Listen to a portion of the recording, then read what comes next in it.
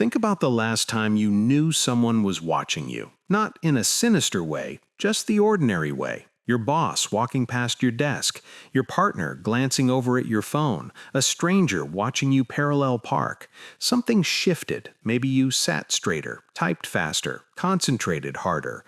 Or maybe the opposite. You froze or became self-conscious in a way you hadn't been 2 seconds earlier. And you didn't decide to change, you just did.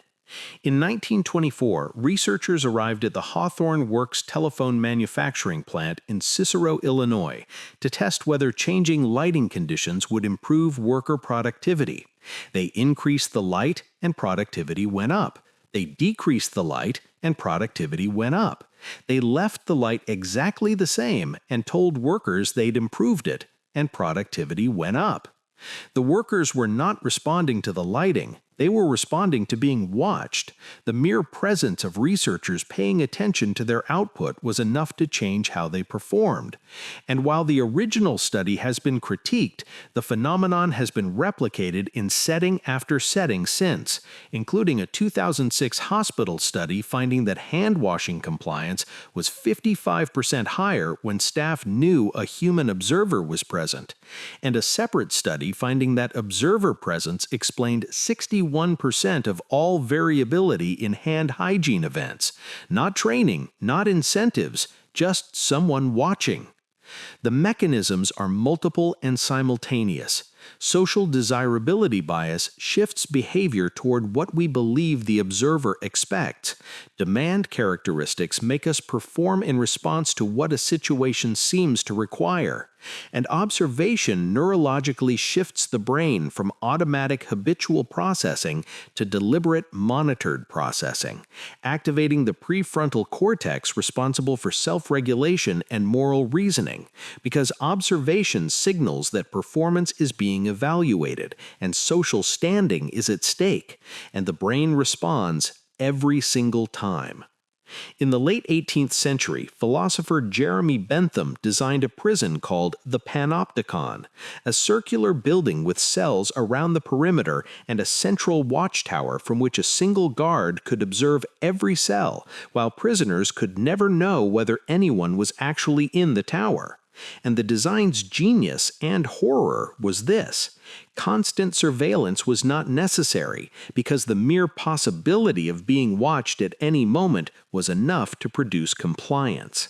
Michel Foucault in 1975 took this architectural concept and extended it across all modern institutions, schools, hospitals, factories, armies, observing that the individual, subjected to a field of visibility and who knows it, assumes responsibility for the constraints of power.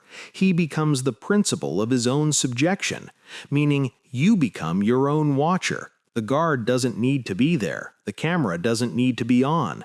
Once the awareness of potential observation is sufficiently internalized, the external mechanism becomes redundant, and surveillance produces self-surveillance.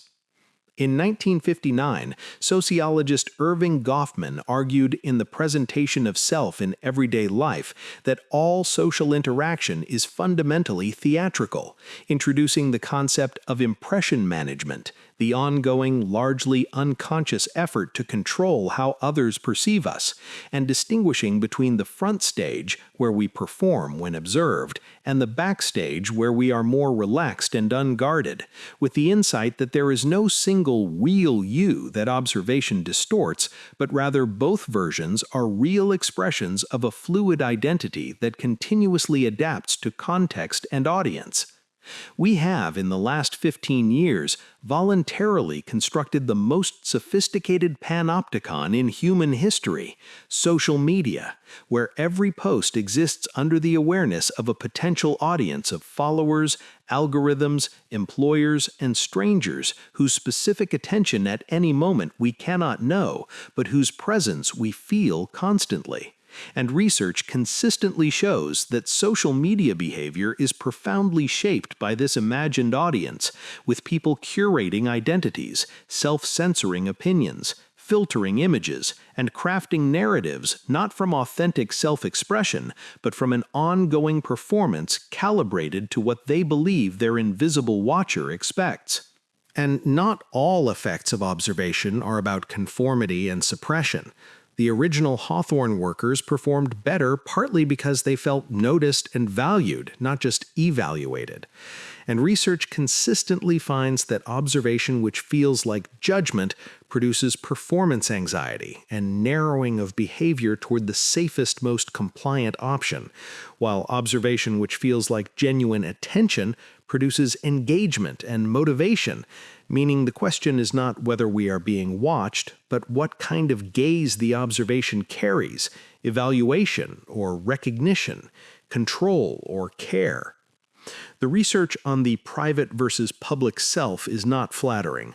Osh found people gave wrong answers publicly and correct ones privately at dramatically different rates.